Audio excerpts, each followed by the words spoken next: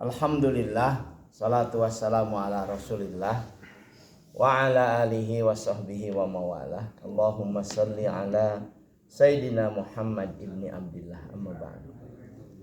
Jemaah subuh yang Allah muliakan, kita akan lanjutkan ngaji kita tentang memahami Palestina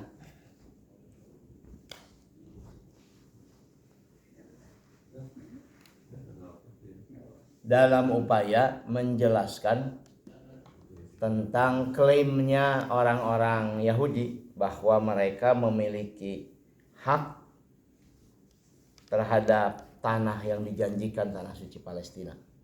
Dan Al-Quran memberikan akomodasi itu, memberikan konfirmasi atas klaim mereka itu, yang juga dalam kitab suci Taurat, dalam Injil, sehingga membuat orang-orang Yahudi itu merasa klaim mereka itu memiliki dasar yang sangat kuat. Jadi pertanyaan yang ingin saya jawab dalam ngaji kita kemarin dan berakhir hari ini adalah bahwa klaim orang-orang Yahudi sebagai pemilik tanah suci yang dijanjikan, yang dimaksud Palestina itu, ternyata memiliki dasar secara teologis dalam Al-Quran, dalam kitab suci yang lain. Hanya berbedanya adalah dalam Al-Quran seperti dipahami secara teologis dari aspek akidah oleh umat Islam, klaim itu bukan klaim yang berlaku selamanya, tapi klaim yang bersyarat. Artinya tanah suci itu dijanjikan pada orang Bani Israel dengan persyaratan, tidak sebebas seperti klaim kita pada tanah yang kita miliki sepenuhnya. Salah satu syaratnya adalah mereka tidak melakukan keburukan kepada Allah Subhanahu wa taala, kepada para nabi dan sebagainya. Saya ingin menyampaikan beberapa ayat dalam Al-Quran surat Al-Maidah untuk memberikan informasi pada kita semua bahwa betapa buruknya perilaku orang-orang Bani Israel kepada para nabi mereka dalam konteks ayat ini kepada Nabi Musa, yang akhirnya kemudian kita memahami bahwa klaim itu, pengakuan itu terhadap hak mereka atas tanah suci yang dijanjikan itu menjadi batal. Ini surat Al-Maidah dari ayat ke-20 sampai 26. Jadi ngaji kita akan bertumbuh pada ayat ini. Saya lupa tidak memberikan terjemahan, jadi Bapak-bapak yang membawa ini bisa melihat terjemahannya atau mendengarkan saja. Ini Quran surat Al-Maidah ayat 20. Karena pakai yang baru dulu. Yang baru kan ada yang beli. Bisa? Udah nggak apa. Yang penting kedengaran sama bahwa apa yang saya sampaikan. A'udzu billahi minasyaitonir rajim. Wa idz qala Musa liqaumihi ya qaumi dzkuru nikmatallahi 'alaikum idz ja'ala fikum anbiya'a wa ja'alakum mulukan wa atakum ma lam yu'ta ahadan minal alamin. Dan ingatlah ketika Nabi Musa berkata kepada kaumnya, kepada Bani Israel, ya qaumi, wahai kaumku, udhkuru nikmatallahi alaikum, berzikirlah kalian, ingatlah kalian atas nikmat yang Allah anugerahkan kepada kalian. Idz ja'ala fikum anbiya'a, yang selalu menjadikan di tengah-tengah kalian para nabi. Saya baca tafsir Ibnu Katsir tadi malam.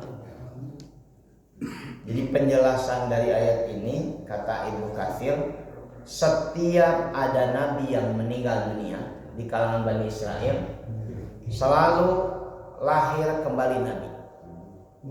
Bahkan dalam referensi yang sempat disampaikan pada bapak-bapak jamaah subuh, jumlah nabi itu yang pernah diturunkan Allah bagi umat manusia dari mulai Nabi Adam sampai dengan Nabi Muhammad SAW itu jumlahnya 124.000 nabi.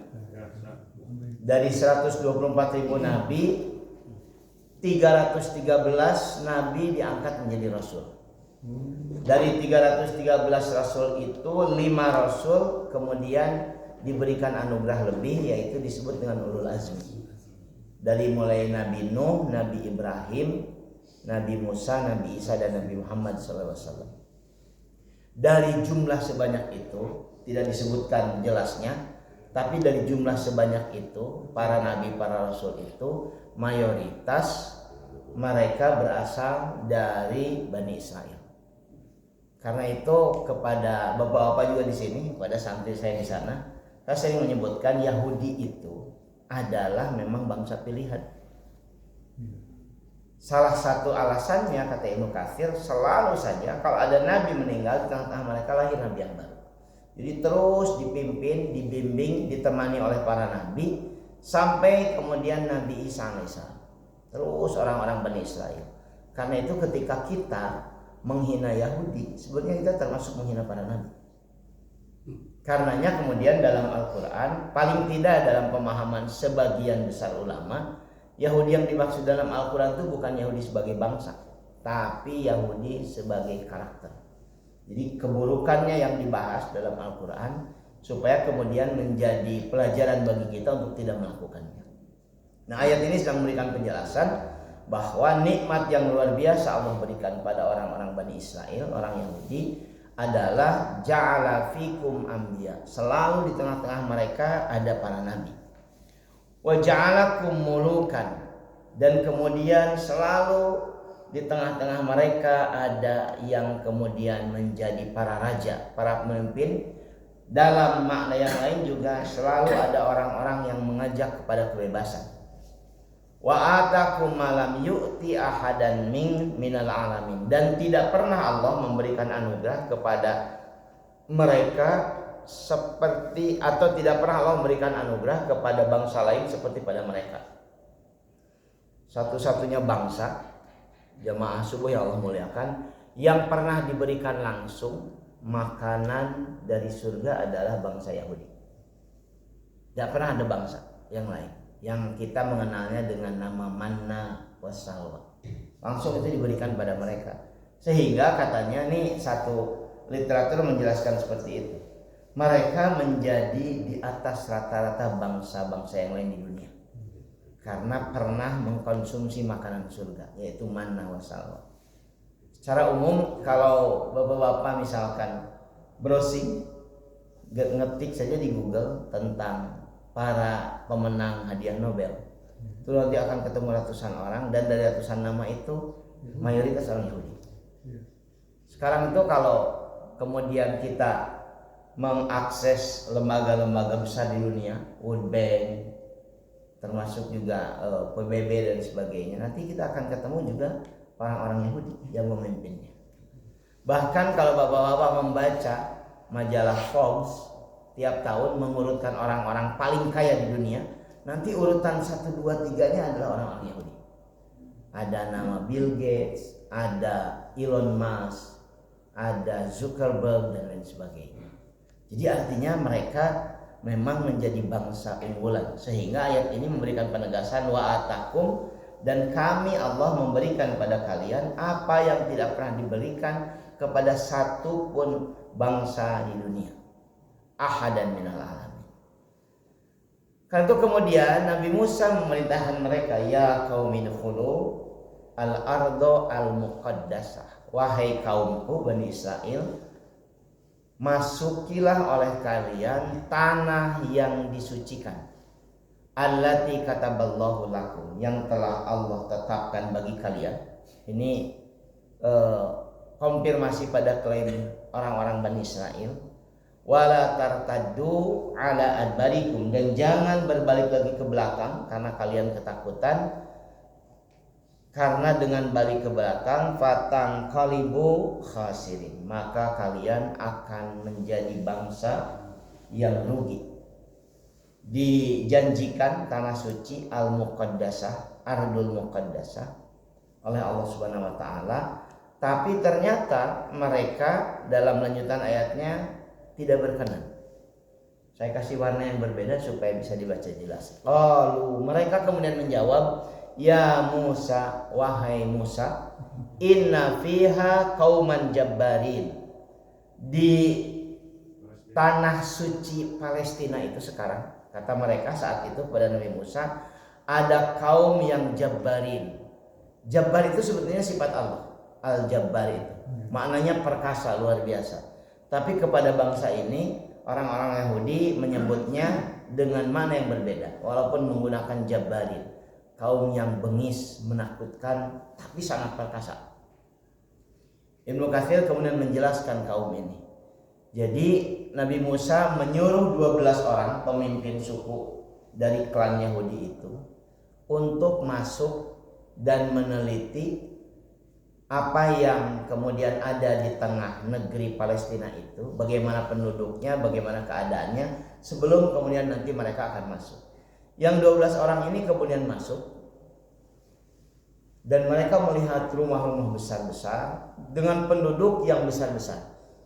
Ibnu Katsir itu menyebutkannya kurang lebih 70 hasta. Jadi raksasa semua penghuninya, sangat besar. Dan ketika kemudian 12 orang ini melihat, mereka ketakutan, mereka lari, kemudian ditangkap semua. Dimasukkan katanya Pak ke kantung baju itu, ambil 12 orang itu. Jika orang nyakuan HP, nyakuan masukkan. Dan kemudian mereka lapor pada rajanya. Ini Tuan Raja, nah tadi ada yang masuk 12 orang kecil-kecil, dikeluarkan 12 orang itu. Dan rajanya kemudian nanya, apa maksud kamu ke sini? Kami adalah umatnya Nabi Musa yang diperintahkan untuk masuk ke sini. Kalau gitu kamu balik bilang sama Nabi Musa dan kaum kamu yang nunggu bahwa yang akan kamu hadapi adalah bangsa seperti kami. Ngeri luar biasa. Bayangkan saja oleh bapak-bapak, jika raksasa disebutnya tuh bangsa Amirah, kaum Amirah, tinggi besar, tingginya 70 hasta, karena ukurannya diraan kan hasta oleh mereka saat itu. Sehingga demikian menakutkan, bisa kuat atau Pak? Coba bayangkan kita melawan orang yang besarnya berkali-kali dibanding kita dan lain sebagainya. Karena itu kemudian mereka menyebutkan pada Nabi Musa, ini sekaligus diingatkan bahwa betapa tidak layaknya kemudian orang-orang Yahudi itu mengklaim tanah suci itu menjadi hak mereka sampai hari ini. Karena ini bagian dari sejarah mereka. Yang mereka berkata, wahai Musa, sesungguhnya di dalam negeri yang dijanjikan oleh Allah kepada kami ada kaum yang sangat besar, sangat perkasa dan sangat begis. Wa inna lan nadkhulaha hatta yakhruju minha. Dan kami tidak akan pernah mau masuk ke negeri itu kecuali mereka keluar dari negeri itu. Fa iyakhruju, dan bila mereka sudah keluar minha dari negeri yang dijanjikan itu, fa inna dakhilun, baru nanti kami masuk. Ini kepada Nabi. Dan kemudian mereka melanjutkannya dengan berleha-leha. Kemudian Nabi Musa dan Nabi Harun dalam dalam penjelasan yang berbeda, katanya dua pemimpin besar di kalangan suku Yahudi itu. Ibnu Katsir bahkan mengutip pendapat beberapa ulama yang menyebutkan ini Nabi Yusha bin Nun. Jadi dengan Nabi Musa itu selain Nabi Harun ada nabi-nabi yang lain. Dua nabi itu kemudian berkata kepada orang-orang Yahudi, kepada orang-orang Bani Israel, kedua orang yang mendapatkan nikmat Allah, yang takut betul akan melakukan pengingkaran pada Allah Subhanahu wa taala, kemudian menyampaikan pada mereka, udkhulu alaihimul bab. Kalian semua masuki saja serentak bersama-sama dari gerbang negeri yang dijanjikan kepada kalian itu.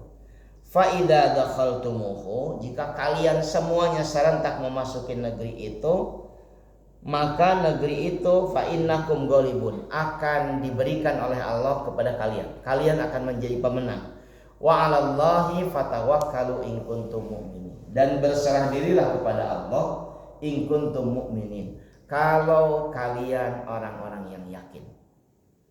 Minggu lalu saya sampaikan tulisan Dr. Suud Abdul Aziz, seorang akademisi dari Saudi yang menulis relatif panjang dengan menggunakan banyak referensi tentang kaum Bani Israel pada masa Nabi Musa, yang beliau menyebutkan kaum Bani Israel terburuk. Saking lamanya mengalami penjajahan, akidah mereka rusak karena mereka menyembah Fir'aun. Mayoritas orang Yahudi yang bersama Nabi Musa itu menyembah manusia, kemudian terbiasa melakukan maksiat. Saking lamanya mengalami penjajahan orang-orang Mesir saat itu, mereka menjadi demikian buruk, semangatnya sangat lemah, pesimisme dan lain sebagainya. Ini rekaman penjelasan itu dalam Al-Quran tentang kaum Bani Israel pada masa Nabi Musa. Mereka diperintahkan untuk masuk, tapi mereka tidak berkenan masuk, yang kemudian dimotivasi lagi bahwa ini janji Allah, kalau mereka masuk kemudian mereka akan mendapatkan kemenangan. Gambarannya begini Bapak-bapak, kata Dr. Suun, jumlah umat Nabi Musa saat itu jumlahnya kurang lebih 600.000. Kebayangkan jumlahnya banyak banget, 600.000 orang, dari mulai anak kecil sampai orang yang tua renta. Sementara bangsa Amirah yang menguasai Palestina saat itu, yang badannya gede-gede itu jumlahnya sangat sedikit. Tidak disebutkan tapi sangat sedikit, mungkinlah katakanlah sekitar 50 ribuan. Sekarang kalau dibandingkan saja dari jumlah 600.000 lawan 50.000, di atas kertas sudah pasti menang yang 600.000, asal wani begitu.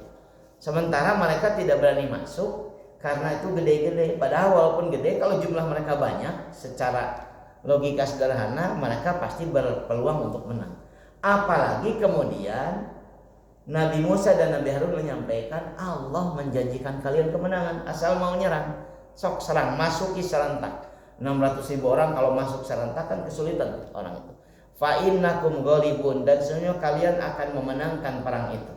Kalau kalian memang benar-benar beriman, ya sudah, berserah dirilah kepada Allah. Kalau kalian benar-benar beriman.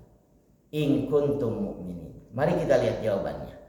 Qalu, mereka kemudian menjawab, ya Musa, inna lan nadkhulaha abadan. Kami tidak akan pernah mau masuk ke negeri itu selamanya. Madamu fiha, selama mereka bangsa-bangsa yang bengis itu masih ada di sana. Fadhhab, sok pergi aja, anta wa rabbuka, engkau dengan Tuhan. Anta wa rabbuka faqatila, dan kamu berdua aja dengan Allah perang lawan mereka. Inna hahuna qa'idun, kami biar duduk di sini saja nunggu. Saya misalkan ya ngajak bapak-bapak, besok lusa kita akan kerja bakti untuk persiapan sholat Idul Fitri di lapang dekat Al-Kausar. Jam 8 di Antosa. Saya ke lapang jam 8, belum ada orang. Masih optimis, sugan setengah jam deh. Setengah 9 belum ada orang.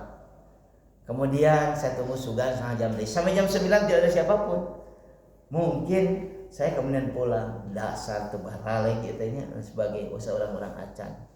Bahkan mungkin kalau ditanya, kumaha Ustaz perasaan ngajak banyak orang nggak ada yang ikut, mungkin saya nyeri hati. Itulah yang dirasakan oleh Nabi Musa dari penolakan kaumnya yang demikian kompak. Kami tidak akan pernah mau masuk selamanya, selama ayat kene bangsa itu. Sok we didinya we dengan Allah duaan perang. Kita menunggu aja di sini.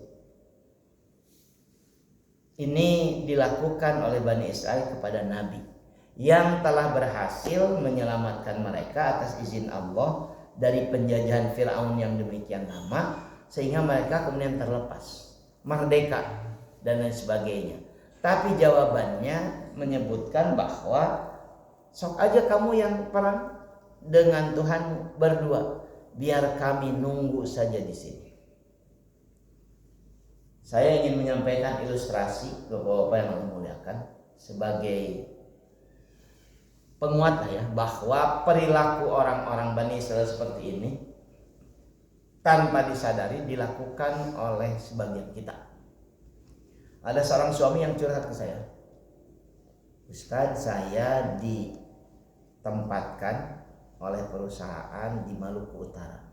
Wah, saya bilang tebih-tebih Pak. Iya, karena harus memimpin cabang di Maluku Utara. Aduh, luar biasa.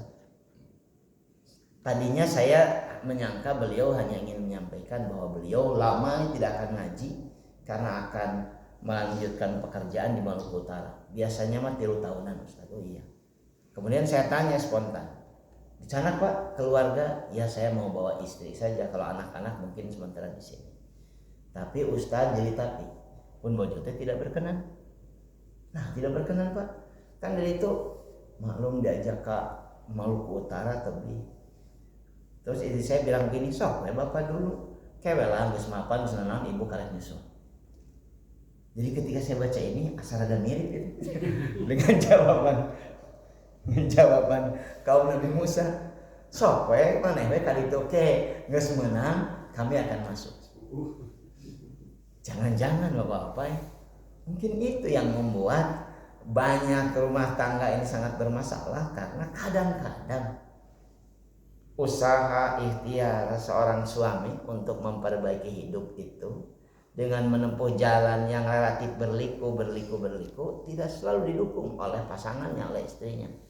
Bahkan kadang-kadang kompak tidak didukung nanti ku pemajikan jeung ku anak-anak. Sok aja ayah dulu sendirian, jangan libatkan kami. Nanti kalau sudah senang, sudah happy baru kita terlibat. Sok lah kita menungguannya di situ.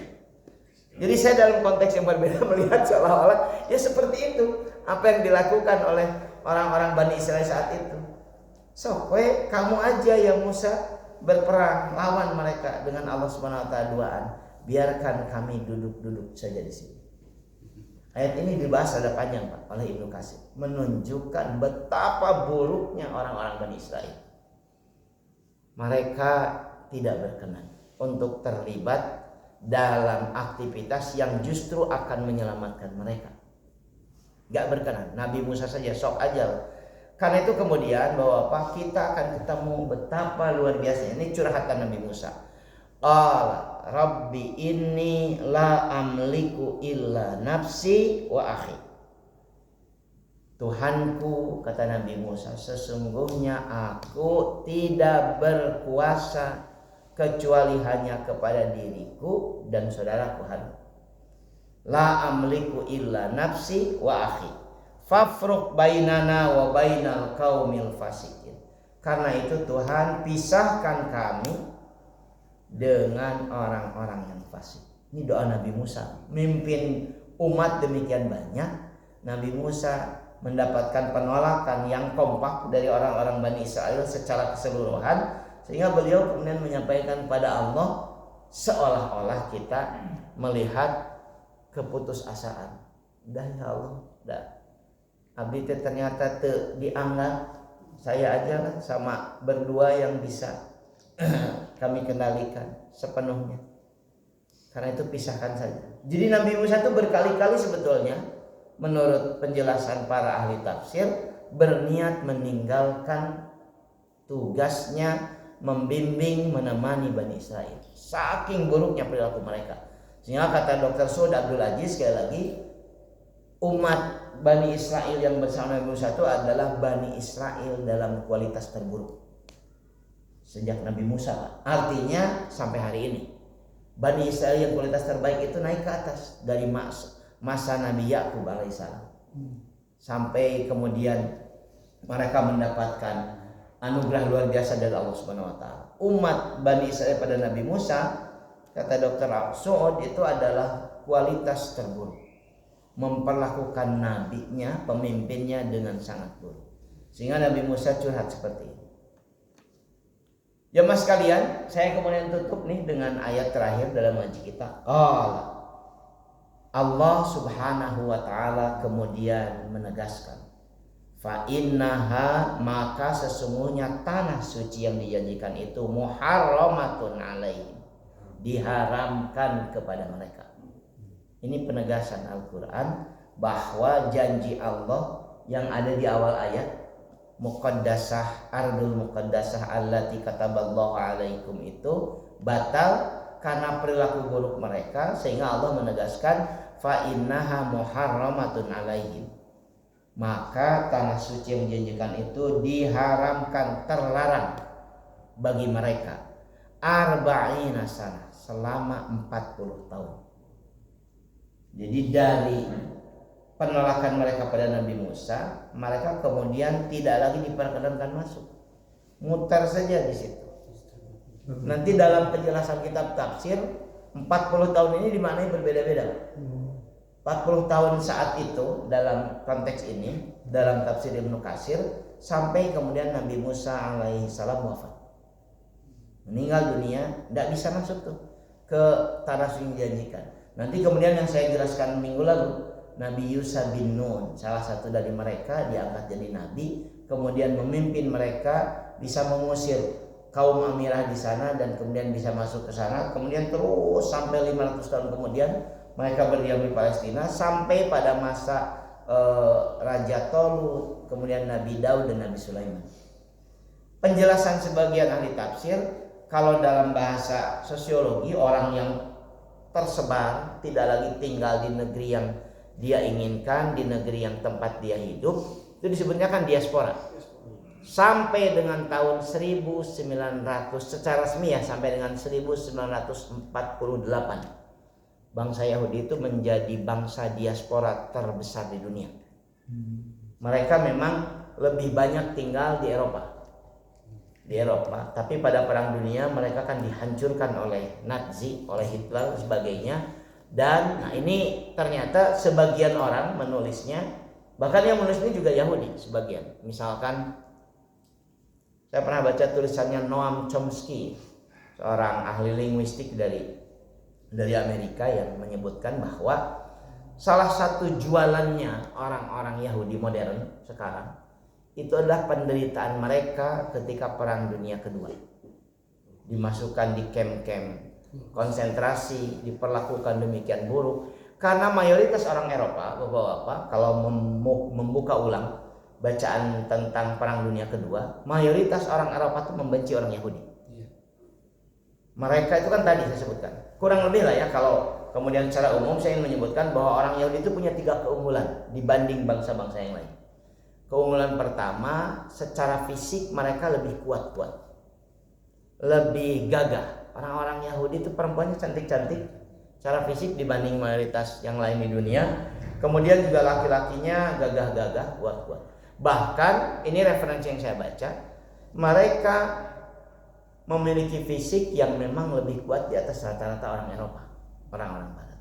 Yang kedua, selain tadi fisik keunggulannya, mereka memiliki keunggulan secara intelektual, relatif lebih pintar. Salah satu alasan saya baca dalam kitab tafsir, karena mereka pernah mengkonsumsi makanan dari surga. Itu yang membuat kemudian luar biasa dan sebagainya. Itu kan alasan yang ya logikanya mungkin tidak diinikan, tapi alasan teologis karena itu. Tapi secara intelektual memang mereka jauh lebih pintar. Karena kita bisa membaca misalkan tadi yang sampaikan para penemu Nobel, para pemenang hadiah Nobel dan lain sebagainya.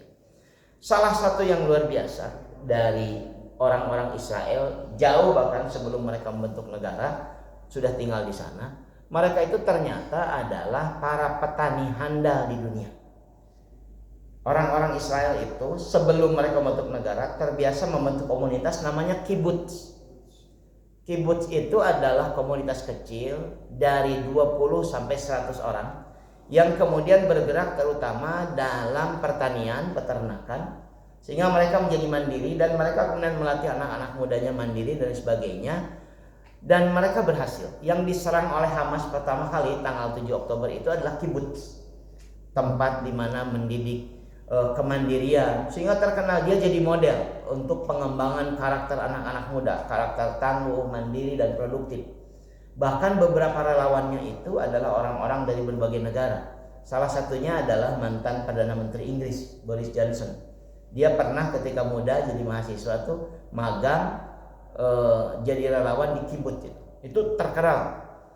Ada orang Bandung yang bikin komunitas, dan sebelum terjadi perang Israel dengan Gaza, salah satu yang akan mereka kunjungi itu studi banding bagi komunitas-komunitas itu supaya berkembang mandiri, itu adalah kibut di Israel. Jumlahnya sangat banyak. Kibut itu jadi model, terutama sebelum kemudian era teknologi informasi ini. Luar biasa tentang kibut ini sebagainya. Dan itu membuat sampai hari ini barangkali ya mungkin kita tidak menyadarinya. Kalau bapak-bapak kita mengkonsumsi kurma, terutama di bulan Ramadan, itu mayoritas kurma yang masuk pada kita adalah produk Israel. Walaupun kebunnya, petaninya bukan orang Yahudi, tapi mayoritas yang masuk ke kita itu adalah kurma produk Israel, bagus-bagus dan sebagainya. Karena mereka memang dianggap sebagai petani tangguh luar biasa, dengan inovasi-inovasi bagus. Hasil panenannya itu organik, mereka berupaya tidak menggunakan pupuk pestisida dan lain sebagainya. Itu keunggulan kedua. Keunggulan ketiga yang membuat kemudian mereka dibenci di Eropa saat itu, mereka itu unggul secara ekonomi, kemampuan ekonominya di atas rata-rata. Mereka jadi orang-orang kaya, mereka menjadi orang-orang yang unggul dan sebagainya, yang kemudian rata-rata orang Yahudi ini ketika unggul secara ekonomi, mereka ini kompak seluruh dunia. Sampai ada peribahasa dalam bahasa Inggris, mereka menjadi pelit. Karena itu ada ungkapan dalam bahasa Inggris, saya lupa, tapi terjemahannya saya ingat, pelit seperti Yahudi. Itu puluhan tahun sebelum Perang Dunia Kedua sudah sampai ada ungkapan pelit seperti Yahudi. Karena itulah kemudian di Eropa mereka tidak disukai oleh bangsa-bangsa lain, karena dianggap mereka mengalahkan bangsa-bangsa yang lain, dan kemudian mereka menguasai sumber daya alamnya, dan kemudian pelit untuk kemudian membagikannya kepada orang sekitarnya, kepada tanah tempat tinggalnya, dan lain sebagainya. Kehebatan mereka kemudian adalah melakukan lobby kepada para penguasa rezim-rezim yang berkuasa pada masa itu. Dan puncaknya kemudian hari ini, Bapak-Bapak yang Allah muliakan, sekali lagi ini referensi yang saya baca saja. Di Amerika itu ada banyak sekali ormas, organisasi-organisasi masyarakat yang tidak besar seperti di kita. Dan ormas terkuat, organisasi lobby, namanya AIPAC. AIPAC itu singkatan dari American Israeli Public Affairs Committee. Jadi komite yang merupakan orang-orang Yahudi di Amerika yang kerjaannya adalah mempengaruhi kebijakan Kongres, sehingga dipastikan semua presiden Amerika, semua anggota Kongres Amerika, anggota DPR pasti mendukung Israel. Sampai hari ini siapapun presidennya, siapapun anggota Kongresnya pasti mendukung Israel. Itu keberhasilan paling luar biasa dari orang-orang Yahudi, dengan kemampuannya yang di atas rata-rata dan sebagainya. Mereka kemudian berhasil untuk membangun kebijakan Amerika sehingga selalu berpihak pada mereka. Dan tidak cuma Amerika, negara-negara Eropa Barat, Prancis, Jerman dan sebagainya selalu mendukung mereka. Jualannya, kata Dr. Suud, adalah penderitaan mereka ketika mereka diaspora menyebar di Eropa dan kemudian mendapatkan perlakuan buruk, terutama menjelang Perang Dunia Kedua dan selama Perang Dunia Kedua. Bukankah Yahudi itu katanya jumlahnya, Bapak, 6 juta orang Yahudi yang menjadi korban dalam Perang Dunia, terutama oleh kekejaman Nazi Hitler, 6 juta. Itulah yang kemudian mereka terus-menerus gembar-gemborkan bahwa kami menderita dan sebagainya, sehingga wajar kalau mereka didukung oleh banyak pihak sekarang. Lewat ayat ini Allah sedang menjelaskan sekali lagi batalnya klaim pengakuan bahwa mereka adalah pemilik tanah suci yang dijanjikan, Ardul Mi'ad, yang disebut dengan Palestina sekarang, karena Allah memberikan penegasan muharramatun alaihim. Dan kemudian selama 40 tahun dalam mana yang berbeda-beda tadi, mereka akan menjadi diaspora, menyebar terus-menerus, tidak memiliki tempat tinggal yang menjadikan mereka sebagai bangsa, tidak diperkenankan. Dan ayatnya kemudian berlanjut, yatihuna fil ardh, mereka terus-menerus mengembar menjadi diaspora di muka bumi. Fala ta'sa 'alal qaumil fasikin, karena itu wahai Musa, jangan bersedih hati memikirkan nasib orang-orang yang fasik. Karena ini jawaban dari doa Nabi Musa, pisahkan kami ya Rabb dengan orang-orang yang fasik. Allah kemudian menjadikan Nabi Musa wafat, tidak lagi menemani mereka, dan selama itu mereka kemudian menjadi diaspora yang tersebar. Jemaah subuh yang Allah muliakan, saya sengaja menyampaikan ayat ini untuk memberikan jawaban tentang klaim orang-orang Bani Israel kepada tanah Palestina yang sampai sekarang kemudian masih diakui oleh mereka, dan sebagian kecil di antara kita membenarkan klaim itu dengan ya mereka sudah punya hak dan mereka sudah tinggal di sana. Sebetulnya paling tidak dalam aspek tafsir saya tidak melihat ada satupun, paling tidak tafsir yang saya baca tidak ada satupun ulama tafsir yang kemudian membenarkan klaim mereka sampai hari ini. Klaimnya dianggap batal karena mereka melakukan pembangkangan yang luar biasa. Tetapi ini yang menjadi kesimpulan ngaji kita, bahwa apa yang Allah muliakan. Tetapi urusan persengketaan konflik antara Islam dengan Bani Israel yang berperilaku buruk seperti ini akan terus sepanjang zaman, sepanjang hayat. Seingat saya bapak-bapak, di umur saya sekarang ini 54 tahun, dari mulai tahu saya baca tentang Israel, tentang Palestina, tidak pernah ada cerita indah tentang Palestina. Tidak pernah ada kisah yang membahagiakan tentang Palestina. Selalu saja nestapa, perang, kemudian bullying, pengucilan, perang, terus seperti itu. Sampai ini menjawab pertanyaan kemarin. Terus di mana letak berkahnya? Bukankah kata Allah, allati barokna fiha, dalam ayat yang lain barokna haulahu, padahal kami memberkahi tanah suci itu dan memberkahi tanah sekelilingnya. Allah menyebutkan tanah itu tanah yang berkah. Sementara berkah itu didefinisikan dalam sudut pandang agama sebagai khairan katsiran, banyak kebaikan. Kalau bapak-bapak hartanya berkah, hartanya berimplikasi banyak kebaikan. Dipakai ibadah, dipakai sedekah, dipakai infak, dipakai membiayai kehidupan dalam aktivitas kebaikan, itu artinya harta berkah. Kalau ilmu kita berkah, maka ilmu kita itu berimplikasi kebaikan, mencerahkan kepada banyak orang, bermanfaat, jadi petunjuk yang kegelapan sebagainya. Kalau hidup kita berkah, maka hidup kita itu lebih banyak diisi dengan kebaikan. Itu makna berkah. Jadi kalau satu negeri berkah, maka maknanya adalah negeri itu memberikan banyak kebaikan. Khusus untuk Palestina itu sempat saya puluhan tahun, di mana berkahnya Palestina ini? Penduduknya menderita, negerinya dilanda nestapa. Di mana? Kan nggak mungkin Allah bohong, nggak mungkin tidak berkah. Belakangan ini kemudian saya memahaminya dalam sudut pandang berbeda. Karena adanya Palestina, karena adanya ujian Allah luar biasa bagi orang Palestina, sampai hari ini betapa banyak umat Islam yang mencintai Palestina.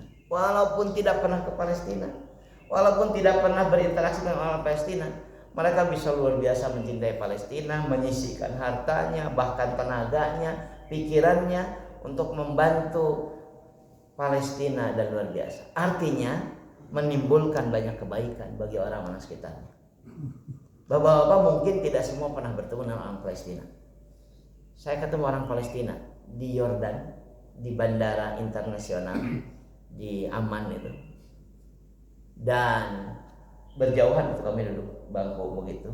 Dia dengan istrinya dan 2 anaknya. Saya di sini dengan jamaah nunggu penerbangan selanjutnya transit kurang lebih sekitar 4 jam.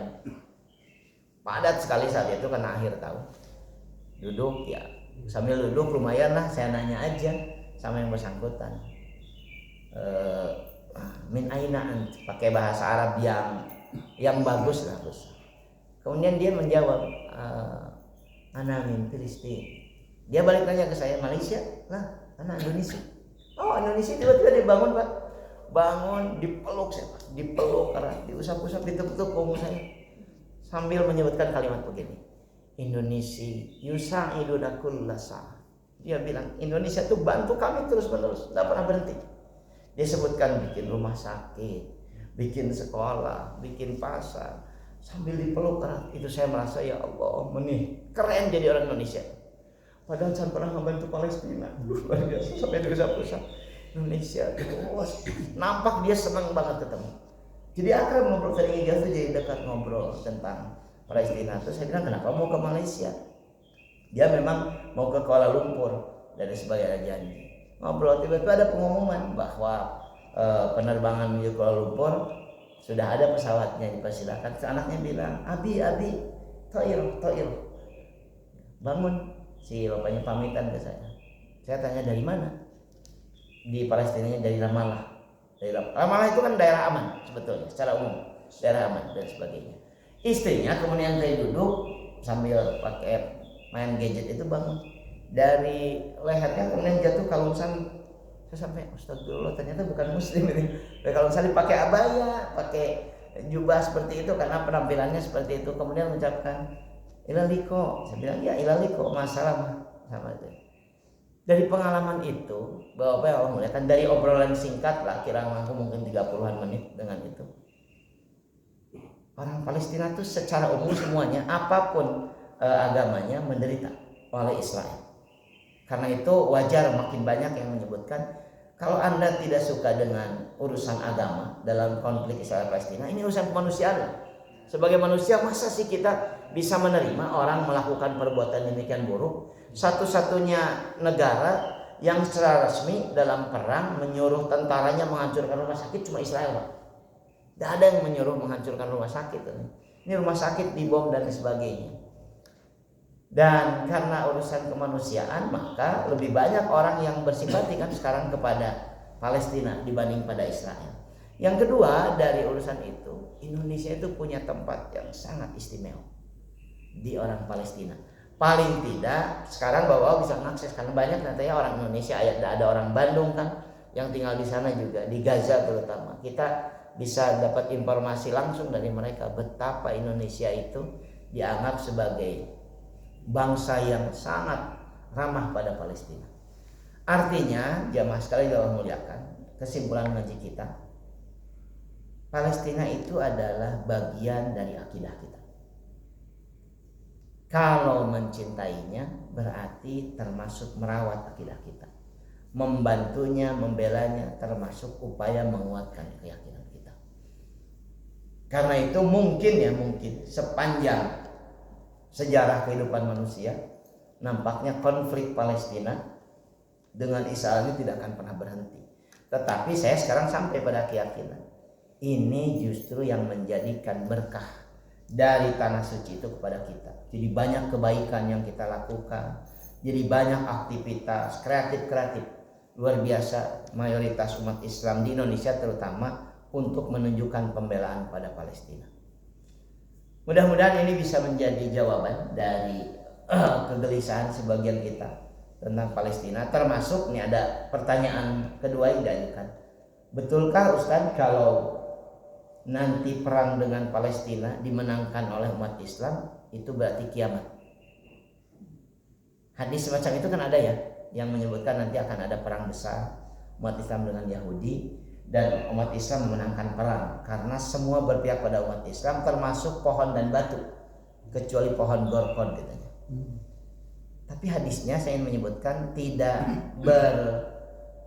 berbunyi secara redaksional menyebut Palestina, perang besar umat Islam dengan orang Bani Israel. Yang boleh jadi perang itu bukan perang seperti sekarang, hanya antara Palestina wilayah Gaza dengan Israel saja, tapi dia meluas menjadi perang besar di dunia yang melibatkan sentimen keagamaan umat Islam secara keseluruhan, secara global dengan sentimen keagamaan orang-orang Yahudi. Sehingga yang terjadi bukan cuma sekadar skala kecil seperti itu. Itu satu. Yang kedua, kalau sekarang ini antara Palestina dengan Israel itu didukung oleh banyak kalangan, boleh jadi Palestina akan menangkan perang. Dan saya termasuk yang yakin enggak akan jadi kiamat. Menang perang, dipermalukan Israel dan sebagainya. Karena hadis itu yang saya sampaikan tadi mungkin ya dipahami keliru oleh sebagian orang. Sehingga untuk dibantuan bisa menang, Palestina jadi kiamat. Ini kan salah kaprah luar biasa ya. Ini dalam bahasa Arab loh pemahaman ini. Tidak cuma di kita, di kalangan orang-orang bahasa Arab ada pemahaman begitu. Kalau bantu makan aja, bantu manusia, jangan dibantu perang, bisa jadi kiamat. Jadi nggak bantu balik jengsian menang dan sebagainya. Mudah-mudahan bermanfaat yang saya sampaikan. Mohon maaf kalau banyak hal tidak berkenan. Sekaligus juga saya ingin ngajak jamaah semua, Pak Ruswandi Ketua DKM mungkin sudah menyampaikan akan melakukan perjalanan termasuk nanti ke Palestina rada lama. Kita doakan mudah-mudahan lancar, haji sing lancar, sing berkah, nanti bisa memberikan semacam reportase pada kita. Aku lu qouli hada astagfirullah li wa lakum. Assalamualaikum warahmatullahi wabarakatuh.